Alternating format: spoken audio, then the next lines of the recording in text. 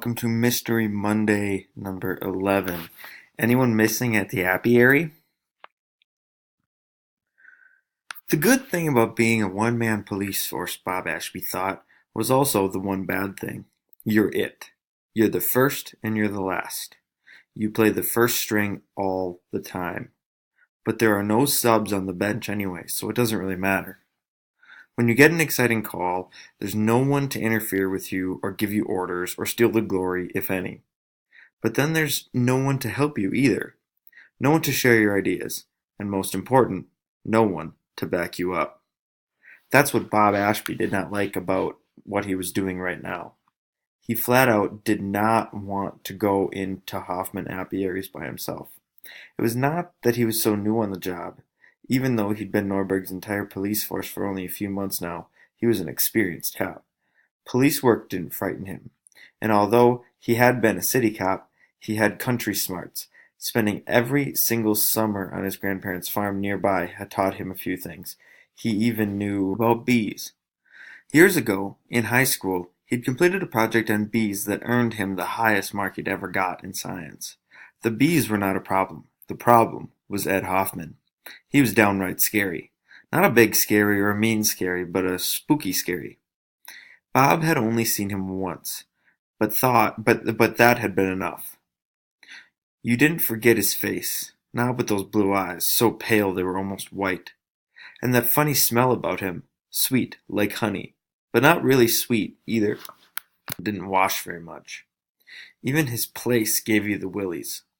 It was just off the edge of town, which is natural enough for an apiary, but in a swamp.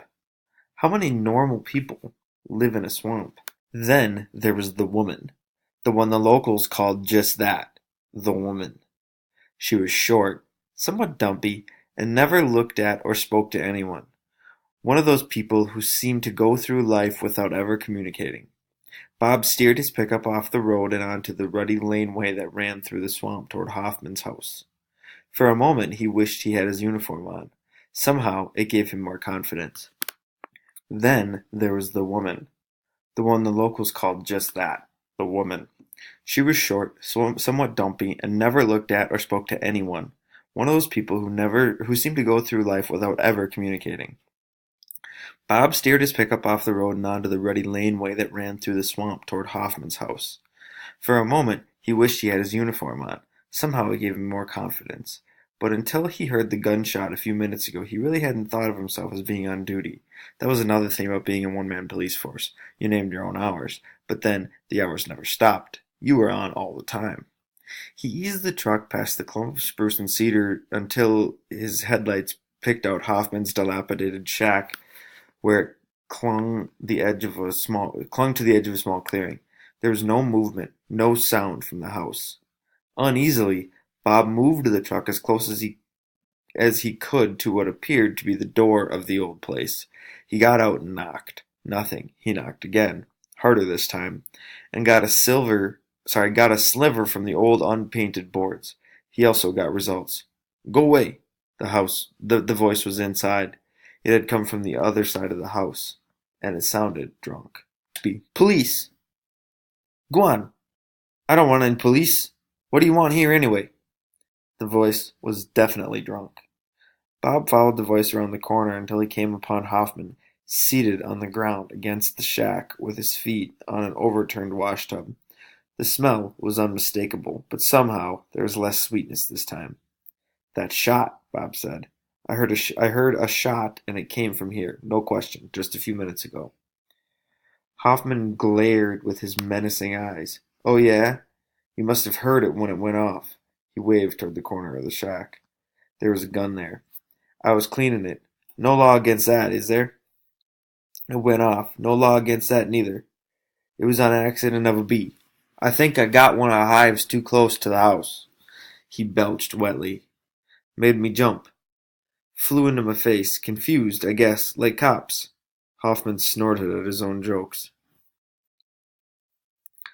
Bob felt embarrassed. Typical overreacting city cop. People in the country have guns. They clean them. If Hoffman is stupid enough to clean it with the shell in the chamber, well, that's his business. Where's your wife, the lady? Bob had to say something. Hoffman belched again. She don't live here. Not my wife, anyways. Comes and goes as she pleases. This is ridiculous, Bob thought. What am I doing here? Well, for heaven's sake, be more careful with your gun next time, he said. Hoffman only belched again. Feeling very awkward, Bob retreated to his pickup and got in and turned it around a little too fast from the space available, and moved down the laneway, trying to keep some distance between himself and the smelly old beekeeper. It was only when he got to the road that he stopped cold. Thought again. First. Smelly old man or not, Hoffman had some explaining to do.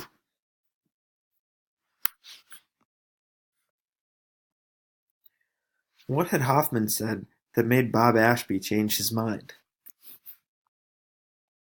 Alright, so here we are back at the worksheet looking at just a couple of the things that we need to, the skills that we're working on as we read the story, inferences being the most important.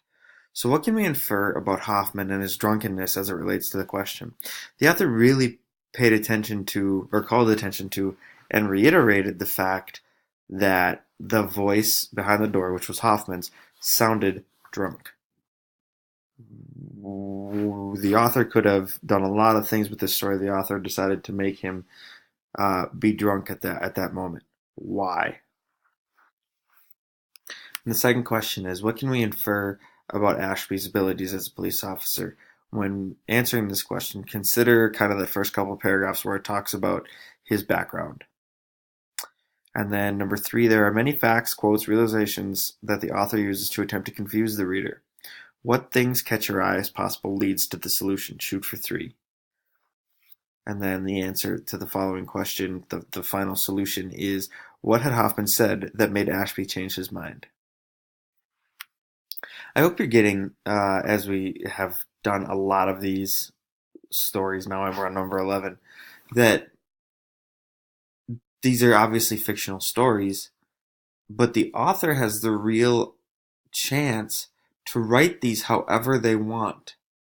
They make certain choices to create personalities, to create moods, to set the tone, to set the setting. These are choices that the authors make deliberately. Beekeeping is one in this particular story, and the fact that he's drunk is another particular thing that the author chose to make, a particular quality that the author chose to make about this character Hoffman.